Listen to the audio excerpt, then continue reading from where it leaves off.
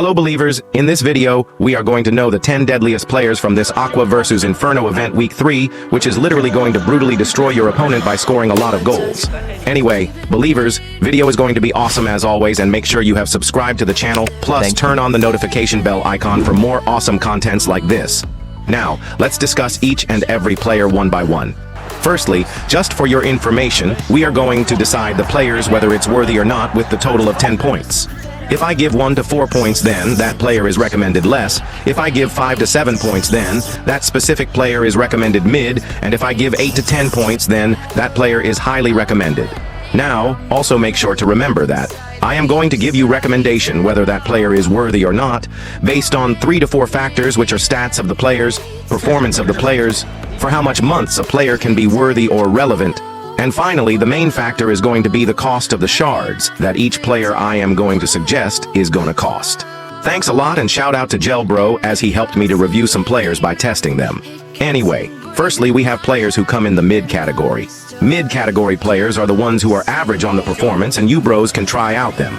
In player number 10 we have Campbell 108 rating. Campbell has got quite a low pace or sprint speed, and this is really going to be an issue if your opponents have strikers with amazing stunts or speed. He will struggle with meta attackers in terms of chasing. Talking about the marking, tackling, and the physicals, he is really good. In one-on-one situations, headings, interceptions, he is a good defender. He has got 188 centimeters height, which is a good height for a defender. Plus, the heading and jumping attributes are good, so heading works with this guy. He is 108, and even after being a 108 rating player, coming on 650 shards is definitely a cheap price, and as per the price, his performance is really satisfying. So, you can give him a try if you want. He will be relevant for the next 2 to 3 months. Overall, I am recommending him 4 out of 10, which means less recommended as the relevance time is quite less, and he might be bad very soon performance-wise. In the player number 9 we have Gareth Bale. Now, I have to say that Bales are not as deadly as they used to be in the Toady version. Firstly, his position changed, and many of our testers were feeling that it's not meta, which means it's not the player which will cook opposition, and it's not giving expected result as Toady version used to give. Overall, you can consider it mid-card. His pace is definitely great. He has got 4-star skill moves, and shooting are also good on Bale. However, he is a bad option due to his heaviness and lack of agility and acceleration in some of the skill moves. He is tall and weighty, which makes his performance quite bad as per the expectation. Also, this card is good for tap-ins, power shots, lane change skill moves, and open up fake shot stunts. The big cons of Bale is being ST, as it has less agility than wingers, and if you use him on right wing, then he can play it. However, he will lose 2 ratings and your OVR will decrease. Even if you care about performance, then it's not as meta as you think. I am not sure if he will get buff in future, but for now, his performances are mid, and the cost of the card is also high, which is 1,500 shards. So, I would recommend him 4 out of 10, which means low recommendation. In the number 8 player we have Cafu, 109 right back. Cafu has got decent pace this time, and if you are taking Cafu, then that's a plus point, as I don't think so. His pace will get outdated very soon. He is second fastest right back at the moment, but I am pretty sure there are a lot of right backs coming in the game very soon, like Walker, Frimpong, Carvajal, who will have good pace compared to Cafu, and pace really matters in the game. Anyway, Cafu has good defending skills. The cons on Cafu cards is high-medium work rate when falling back in defense, and the opponent will get the open space when the opponent uses the trigger run with their attackers. I would say he is decent right back. However, after having many cons, I think 1,500 shards is too high a cost, and I am not preferring him and Bale with such a costly price. He will also be decent for the next 4 months. I will recommend him 4 out of 10, which means low recommendation. In the number 7 we have Ronaldo. Talking about the Ronaldo, his pace is, for the winger, I think that's not a sufficient pace for a winger. He has got good dribblings, ball control, and he feels good on the joystick. Ronaldo is not that really impressive left winger, and especially being left winger, having 4-star weak foot is a bit big cons in my opinion, as chances of losing easy finesse goals are higher. However, his shots are decent, and he has got traits like finesse shot and long shot taker. I think I would have preferred him 5 out of 10 if there was outside foot shot, but he doesn't even have outside foot shot trait. So I am giving him just 4 out of 10, which means low recommendation even though his cost is 1,000 shards, being 109 OVR. Next, it's all your choice whether to take him or not, but he will be relevant for like next 4 months with mid performance. In the number 6 we have Marmoush. Marmoush is a worthy card in my opinion. His performances are really worthy as per his cost.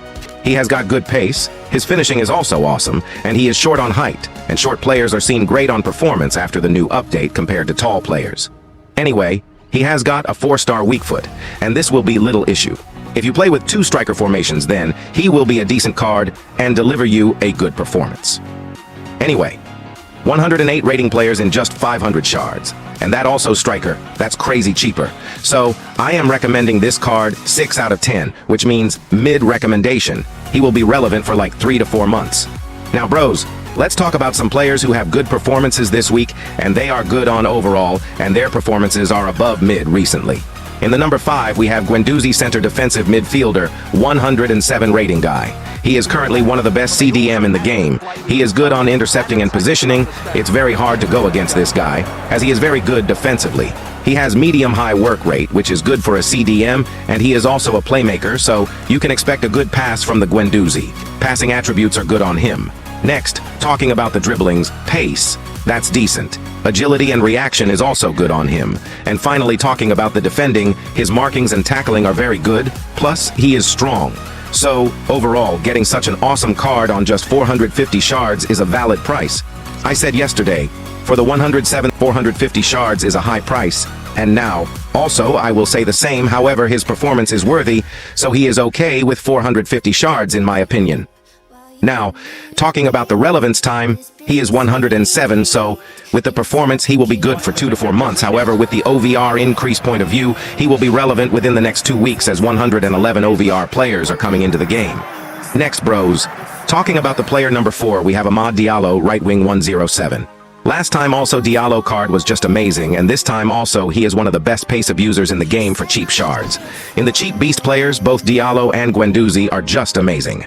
His stamina is a problem, but overall, you can see that this right wing is crazy good.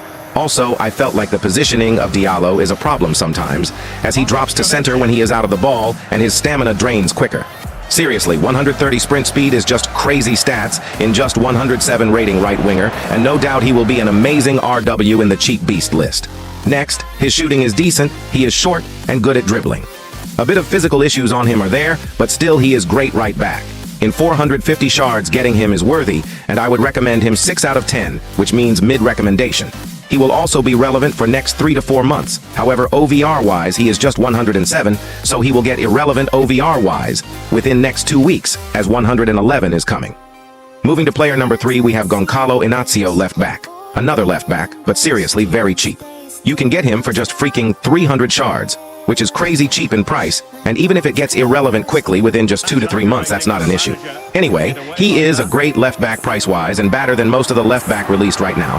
He is very stable and good at intercepting. He could be a great pick if you need a left back. Having a high defensive work rate is a very big pro on this card, as he tracks the opposition wingers very well, and defensively, he is really strong, good on marking, and aggressive. Due to having enough height, his physical condition is good. So with just 300 shards, I would recommend him 7 out of 10, which means mid recommend. A bit issue is 107 rating, but still bros, you are wasting less shards. So I think that should not be a big concern if you need a performance. He will be relevant for the next 2 to 3 months. Now bros, moving to the player number 2, we have Riquelme, 108 rating Cam.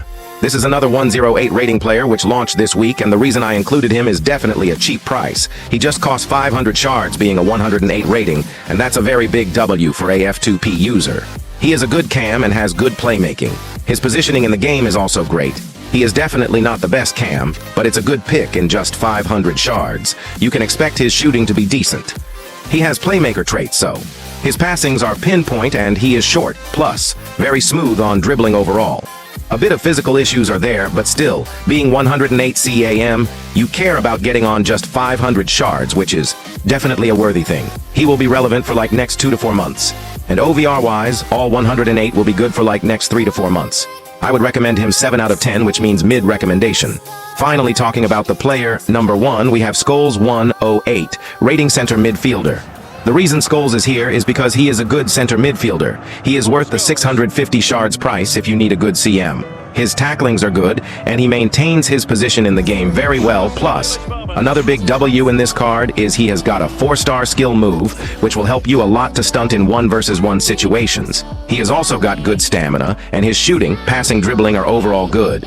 Physical is a bit bad, but still, you can try to dribble against the opponent just like I am doing and then simply get a free kick, and in the free kick, he is just crazy good, bros.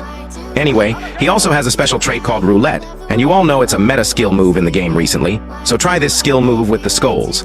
Next, he has to dive into tackles, which is a good trait. He is also a playmaker. Anyway, Scholes is a really good CM with just 650 shards, and he is 108. He will be relevant for the next 2 to 4 months. I will also recommend him 7 out of 10, which means mid-recommended. Anyway, bros, in this event there are not many players who are literally a meta in the game, but I just judge many of them based on mid and above mid performance. I hope you all loved this video and hope you know which players have what type of performance. Anyway, believers, that's all for this video. I will meet you with the next one. Till then, your lovely host, Mr. Believer, signing out.